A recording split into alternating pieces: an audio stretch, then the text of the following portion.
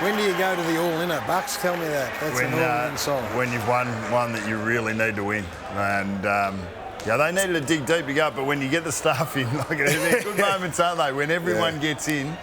And, I saw Sam coming down the race, and he looked like he was circling the troops, wasn't he? Yeah, circling the wagons. He was giving everyone, people all involved. It might have been cold. Maybe they need to all get So let's unpack it. We'll go. The centre bounce stuff early in this game, from a Hawthorn point of view, was really poor. They didn't have any energy. I thought they were back foot, and it was 7-1 at half time.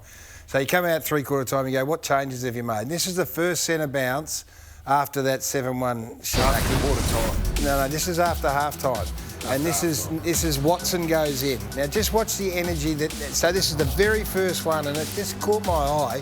He just goes bang. He hits the body, ball spills over, ball goes forward, need a bit of luck, front and square, crumb goal. Okay, people sit at home and go, what are you talking about? But none of that happened. None of that energy in the first half at a centre. He just went whack. And he actually got the first possession when the ball went back in for the second. And they put Dylan Moore in there as well. He had a huge second half. So he did 5 of the centre bounces, so changed. And he had to do that, absolutely. He said, boys, if you're not doing it well enough, the regulars that were in there, Ward, Nash, Newcomb. Now, in fairness to them, those boys responded. But they needed a fire starter, didn't they? They did, and Chol was the highest rated player in that third quarter for about 10 or 15 minutes. So they got a response, and then this happens. Contested possessions, they lose by 20 in the first half, they win by 8 in the second half. That's a massive turnaround. And the inside 50 starts to turn around, and we'll have a look at ball movement in a moment. That just became, they couldn't move the ball at all, Adelaide. Pressure and this stuff here. Look at that. 216. Like, that's exceptional. And it was the conditions for it. It was the night for it. Yep.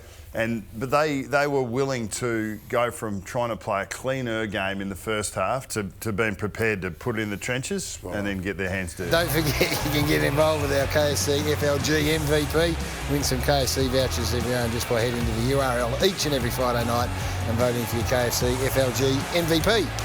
Wasn't he consistent right from the get-go? His run and carry, and he and Eamon are the two that are relied on so heavily that Matty Nix was concerned about with that back half run, and they were able to squash that early. As he was talking about short handballs that invited the Crows' pressure and their big bodies, and as soon as they were able to work the ball forward, then all of a sudden their smaller,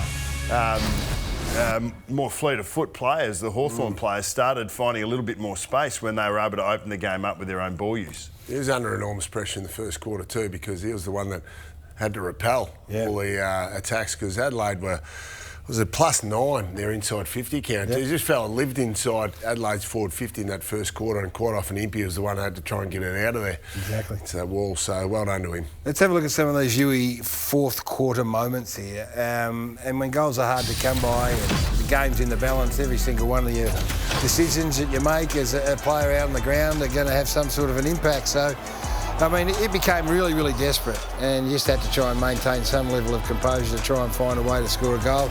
Josh O'Shelley, you're back from there every single time, so he had a chance to open it up. He hits the post. There's Dawson before three-quarter time at the post too, guys. Yeah. And then Jack Gunston kicked that from outside 50, and it just kept going and slid to the other side of the post. So this moment here was pivotal. Great tackle. So great tackle, and then the ball just gets put to ground by Dan Curtin. Watch him let the ball go. It was a bit stiff.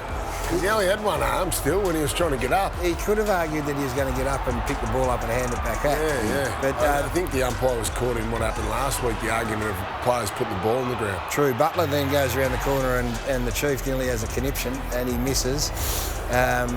Jordan Dawson there looked like he was hurt. And there's our man, Jarman Impey, who's running from the start to the finish.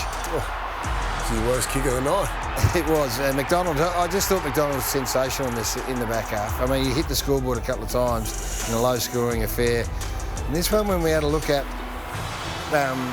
Nick Watson's going to have to go. Well, Watson was on Rankin. I'm not sure that's the ideal matchup. Now, Watson was doing some centre bounce work, but I don't think you want him on Rankin at a defensive 50 stoppage.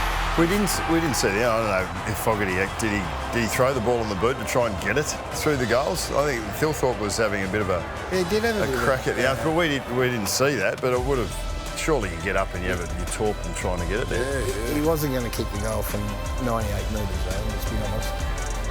If that's what he's arguing. If the Hawthorn boys had Maybe he's arguing about a 50. Try to milk a 50. Yeah. we'll see if we can get to the bottom of that. This is a really big one as well, because the first quarter, we talk about ball movement all the time, being able to transition the footy from one half to the other, and Adelaide did it at will in the first half. They were up around, I think it was 41%. 40-odd%, yeah. And then compared to 12% for Hawthorn. And then that's the first half there. So 17 sides from 17 efforts. Yep, and then you go to the second half. Up. And this is credit to the Hawthorn Footy Club. I mean, 27 times they left their defensive 50 in that second half and then managed to get it inside 50 once. And a lot of people would ask, well, why do you focus on pressure so much? That's why you focus on pressure so much.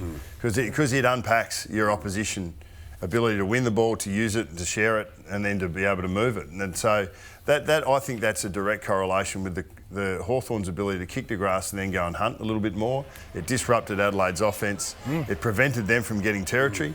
Then the game's played, then the defenders are on their heels rather than on their toes. Yep. You put them under a little bit of pressure and they did just enough to get that 3-point win. That's three-point results. Three three-pointers in the last 3 times they've played down there. Hawthorn get a bit more assertive on the back of it, because then all of a sudden they can't move the footy, so then they take a much more proactive position. So I'm not sure whether you boys are big on expected score. There's the recent meetings, so 3-3-3. You could have invested there if you're so inclined. Are you big on expected score or not? Sometimes. Not at all. Sometimes I am. You know, last week I definitely was as a Brisbane Lions supporter.